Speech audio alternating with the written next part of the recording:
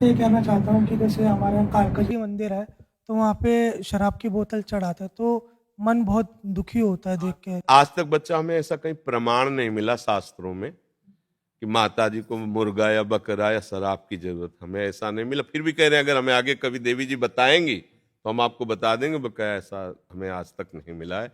वो माँ है, माँ कभी ऐसे कुपुत्रो जायते क्वचिदपि भगवान शंकराचार्य जी, कुपुत्रो जायते क्वचिदपि कुमाता न भवति।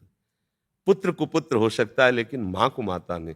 ये माँ है, सामने निरीह सुकुमार अपनी रक्षा ना करने वाले पशुओं की हत्या स्वीकार, ये तो माता जी नहीं स्वीकार करती बच्चा।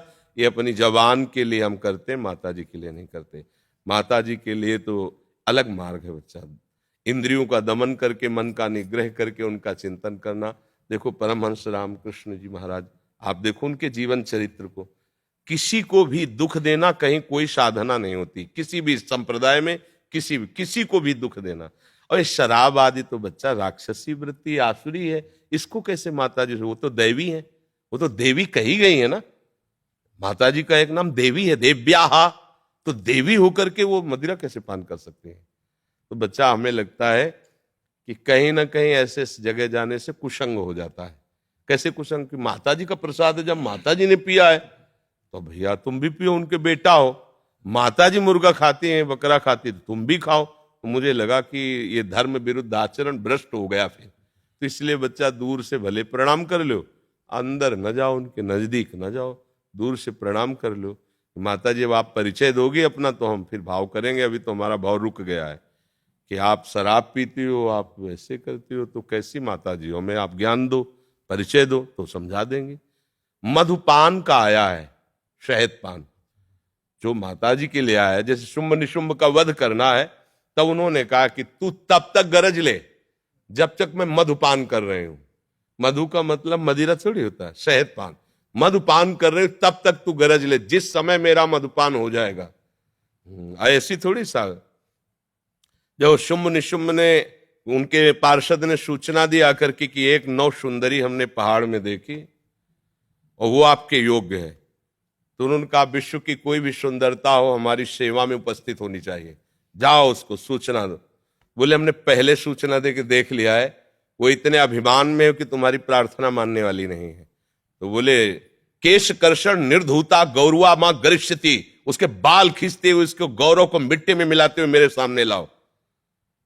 वो गए, जाके बात रखी, तो उन्होंने कहा तुम नहीं, तुम अपने स्वामी को भेजो जाके, और उनसे हम एक शर्त रखेंगे, अगर वो राजी हो गए तो मैं उनके साथ हो जाऊंगी। वो गए, उनका बहुत गुस्सा में दोनों आए, तो उन्होंने कहा जो मुझे वीरता में परास्त कर दे मैं उससे स्वीकार करूंगी, पहले हमसे युद्ध। अब वो तो वीरता के अभिमान में थे, कोई देवता उनके सामने नहीं। माता जी ने जानते हो काट के 1 मिनट दैवी शक्ति ऐसे राक्षसों को काटा है। इसलिए काटा है कि तुम मां पे गलत दृष्टि करते हो, तुम मरने योग्य हो, मार दिया माता जी ने। तो माता जी मधुपान की बात आई है, उसको मधुशाला से मत जोड़ो। ये मधु का मतलब शहद है, शास्त्रीय शब्द है। और माता जी शराब पीती हैं ऐसा तो मुझे अभी तक कहीं नहीं मिला।